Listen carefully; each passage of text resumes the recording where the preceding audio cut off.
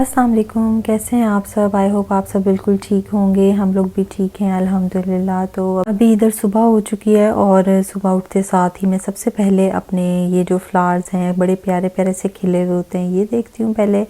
और पौधों को जब आप रात को पानी दे देते हैं ना तो सारी रात फिर वो अपने अंदर एब्जॉर्ब करते हैं और सुबह उठो तो इतने प्यारे फ्रेश बिल्कुल फूल खिले हुए होते हैं कि एकदम से आपका जो मूड है ना वो फ्रेश हो जाता है और सुबह आपकी बहुत ही अच्छी होती है। फिर आज की वीडियो आपने बिल्कुल भी स्किप नहीं करनी। आज की वीडियो उन लोगों के लिए आई होप कि बहुत इन्फॉर्मेटिव रहेगी जिनकी शादी किसी ऐसे लड़का या लड़की से हुई हुई है जो स्पेन का रेजिडेंट है और बहुत जल्द ज्वाइन करने वाला है अपने हस्बैंड को या अपनी वाइफ को स्पेन में। अच्छा, जब मेरे हस्बैंड का रिश्ता आया मेरे लिए और मुझे पता लगा कि ये स्पेन में होते हैं तो मैंने सबसे पहले जो चीज़ गूगल पर सर्च की थी वो ये की थी कि स्पेन जाने के लिए आइल्स ज़रूरी है या नहीं। मेरी खुशी का कोई ठिकाना नहीं रहा जब मुझे गूगल ने आंसर किया कि मैडम आपको स्पेन जाने के लिए आइल्स करने की बिल्कुल कोई ज़रूरत नहीं है, पढ़ने की बिल्कुल ज़रूरत नहीं है, आप आराम से घर बैठे और चिल करें। ऐसे आइल्स करना पड़ता तो मैं कर लेती आराम से। इंग्लिश मेरी कोई इतनी बुरी नहीं है, अच्छी इंग्लिश है, लेकिन फिर भी पढ़ाई से बस आपको पता है ना आप सबकी जिस तरह जान जाती है उसी तरह से मेरी भी जाती है।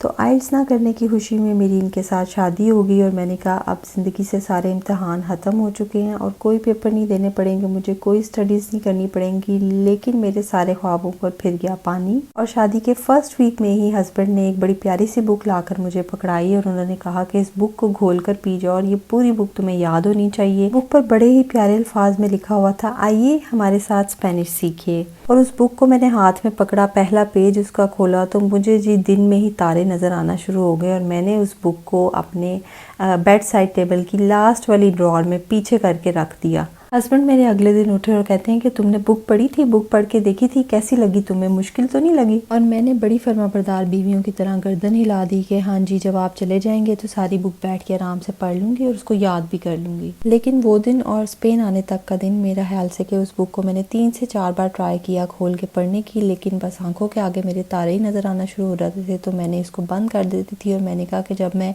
बिल्कुल मेरा वीज़ा वगैरह एप्लीकेशन अप्लाई हो जाएगी तो तब मैं इसको खोलूँगी और 3 से 4 माह के अंदर ना इसको कवर कर लूँगी। और यही मेरी सबसे बड़ी गलती थी कि मुझे अपना टाइम नहीं वेस्ट करना चाहिए था उस वक्त और मुझे चाहिए था कि मैं लैंग्वेज थोड़ी बहुत सीख लेती, अपना टाइम ना वेस्ट करती। मेरे पास जो टाइम था मैंने इसको यूटिलाइज़ नहीं किया, लेकिन आपके पास टाइम है तो आप इसको यूटिलाइज़ करें और सबसे पहले लैंग्वेज सीखें। लैंग्वेज के बगैर यहाँ आप टीचर से कम्युनिकेट नहीं कर सकते, डॉक्टर से कम्युनिकेट नहीं कर सकते, आप जिस स्टोर में चीज़ें लेने जा रहे हैं, ग्रॉसरी के लिए जा रहे हैं, वहाँ पर कम्युनिकेट नहीं कर सकते। और जिन लोगों को मेरी तरह लगता है कि भाई इंग्लिश से काम चल जाता है तो इंग्लिश से बहुत कम काम चलता है, क्योंकि यहाँ के लोग प्रेफर करते हैं कि वो स्पेनिश बोलें और ज़्यादातर लोग यहाँ पर स्पेनिश ही बोलते हैं, अपनी ही लैंग्वेज बोलते हैं। और सपोज़ कि आपका घर उस एरिया में है जहाँ पर पाकिस्तानी कम्युनिटी बहुत कम है तो वहाँ पर तो आप बिल्कुल लोनली हो जाने वाले हैं, क्योंकि स्पेनिश लोग हैं ना बहुत बातूनी हैं, बहुत बातें करने वाले हैं, बहुत फ्रेंडली हैं, इन्हें कोई ना कोई बंदा बात करने के लिए चाहिए होता है। आपको स्पेनिश नहीं आती होगी तो आप कैसे कम्युनिकेट करेंगे, और अगर कोई और पाकिस्तानी नहीं है तो आपको कोई कौन हेल्प आउट करेगा। हस्बैंड आपके हर जगह आपके साथ नहीं जा सकते, ज़्यादातर काम यहाँ पर ख़वातीन ने खुद करने होते हैं अपने। और मैं जब न्यू आई थी तो मैं बिल्कुल एक फ्लैट फेस के साथ ना खड़ी रहती थी। कोई मुझसे बात कर रहा है, कोई कुछ कह रहा है, मुझे बिल्कुल समझ ही नहीं आती थी कि कोई क्या बात कर रहा है। हेलो के अलावा, ओला के अलावा मुझे कुछ समझ नहीं आता था। 2 लोग आपस में बातें कर रहे हैं तो कुछ समझ नहीं आता था। कोई कुछ बात करने की कोशिश कर रहा है तो वहाँ फिर आपके लिए बहुत एम्बैरेसिंग सिचुएशन हो जाती है। और हर जगह पर गूगल ट्रांसलेटर आपके काम नहीं आ सकता। गूगल ट्रांसलेटर आपको सिर्फ टू द पॉइंट बात बता सकता है। आप उस तरह से अगले बंदे को, नेक्स्ट पर्सन को अपनी बात नहीं समझा सकते जिस तरह से आप डिटेल में समझाना चाहते हैं। अच्छा, यहाँ पर ना लैंग्वेज स्कूल्स भी हैं जो कि आपको फ्री में लैंग्वेज सिखाते हैं, लेकिन आते साथ ही आप कहें कि मैं नेक्स्ट डे से ही लैंग्वेज स्कूल ज्वाइन कर लूँगा तो ऐसा नहीं होता। उनकी स्पेसिफिक डेट्स होती हैं लैंग्वेज स्कूल की, उनके स्पेसिफिक टाइमिंग्स होती हैं। और एक प्लस पॉइंट कि अगर आपको पहले से लैंग्वेज आती होगी तो आपको जॉब बहुत इजीली मिल जाएगी। पहला हमारा इंपॉर्टेंट पॉइंट हो गया कि स्पेन आने से पहले लैंग्वेज ज़रूर सीखें, learn language before coming to Spain. अब दूसरे इंपॉर्टेंट पॉइंट की तरफ चलते हैं कि learn some skill before coming to Spain. जी, स्पेन आने से पहले बड़ा ज़रूरी है कि आपको लैंग्वेज के साथ साथ कोई ना कोई स्किल भी आती हो। उससे ये होगा कि आपका CV बहुत अच्छा बन जाएगा, आपका प्रोफाइल बड़ा अच्छा डेवलप हो जाएगा। एक तो आपको लैंग्वेज आती होगी, दूसरा आपके हाथ हाथ में स्किल होगी तो आपको बहुत अच्छी जॉब मिलने के चांसेस हैं। और अगर हम लोग ये सोचते हैं ना कि हम लोग पहले स्पेन आएंगे और उसके बाद फिर हम लोग यहाँ से कोई स्किल सीखेंगे, कोई डिप्लोमा करेंगे और उसके बाद फिर कोई जॉब वगैरह ढूंढेंगे, तो वो एक बहुत लंबा प्रोसीजर है, क्योंकि स्किल आपको आपकी लैंग्वेज में नहीं सिखाई जाएगी, उसकी इंस्ट्रक्शन सारी स्पेनिश में होंगी। के लिए ज़रूरी है कि आपको स्पेनिश आती हो सही से, और स्पेनिश ऐसा नहीं है कि सिर्फ 2 दिन में ही आ जाती है। और लड़कियों के लिए ये बहुत बेस्ट है जो हाउस वाइफ्स हैं अभी वहाँ पे पाकिस्तान में और अपने वीज़े का वेट कर रही हैं, कि वो कुछ ना कुछ ब्यूटिशियन से रिलेटेड कोई ना कोई ऐसा कोर्स कर लें जो यहाँ पर आके उनके काम आए। यहाँ पर हर चीज़ के लिए डिफरेंट ब्यूटी सैलून है, यानी हेयर कटिंग के लिए अलहदा सैलून है, आपके नेल आर्ट के लिए अलहदा सैलून है, मैनी पेडी का अलग से है, आपके जो मेकअप सैलून हैं वो अलग हैं, आपके हेयर ट्रीटमेंट से रिलेटेड जितने भी हैं वो सेपरेट हैं। इनमें से अगर आपने कोई एक भी स्किल सीखा हुआ होगा, जैसे आपने कोई ब्यूटिशियन का कोर्स किया हुआ है, आपने रेस्टोरेंट मैनेजमेंट का कोर्स किया हुआ है, आपने कुछ अर्सा के लिए किसी कैफ़े शॉप पे जॉब की हुई है, पिज़्ज़े बनाए हुए हैं उधर, या आपने किसी कॉल सेंटर में जॉब की हुई है, एज अ रिसेप्शनिस्ट कहीं पे काम किया हुआ है, तो ये सारी स्किल्स आपके काम आने वाली हैं। एक और बहुत रिस्पेक्टेबल जॉब और सेक्टर के हवाले से बात कर लेते हैं, यानी टीचिंग सेक्टर। अगर आप चाहते हैं कि आप यहाँ पे आके टीचिंग की जॉब करें तो ज़रूरी है कि आपके पास ग्रेजुएशन या मास्टर्स तक की डिग्री हो। इसके अलावा आपने टेफल और सेल्टा जैसे कोर्सेज़ होने चाहिए, और आपको फ्लुएंट इंग्लिश आनी चाहिए। यहाँ पर बहुत सी इंग्लिश एकेडमीज़ हैं, इंग्लिश स्कूल्स हैं जहाँ पर बच्चों को इंग्लिश सिखाई जाती है, और वहाँ पर उनको इंग्लिश टीचर्स की ज़रूरत होती है, जिसके लिए वो उनकी रिक्वायरमेंट ये होती है कि फ्लुएंट इंग्लिश स्पीकर हो, टेफल और सेल्टा जैसे कोर्सेज़ किए हुए हों। इसके अलावा कैम्ब्रिज एग्ज़ामिनेशन प्रिपरेशन का एक्सपीरियंस हो, और इसके अलावा डिग्रीज़ आपके पास ज़ाहिर है कि ज़रूरी हैं। अगर आपकी डिग्री अच्छी होगी तो आपकी जो CV रेस्यूमे है ना वो ज़्यादा अच्छा बनता है।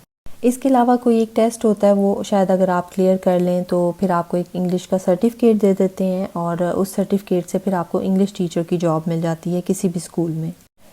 इसके अलावा आपके पास अगर कोई भी स्किल है तो आप उसको अपनी स्किल को और पॉलिश करने की कोशिश करें, और कोई ना कोई छोटा मोटा उसमें डिप्लोमा लेने की कोशिश करें, ताकि आपके पास एक प्रॉपर प्रूफ हो कि मैंने ये चीज़ फ़लाँ बाकायदा तरीके से एक जगह से सीखी हुई है, और ये आपके लिए एक प्लस पॉइंट साबित होगा।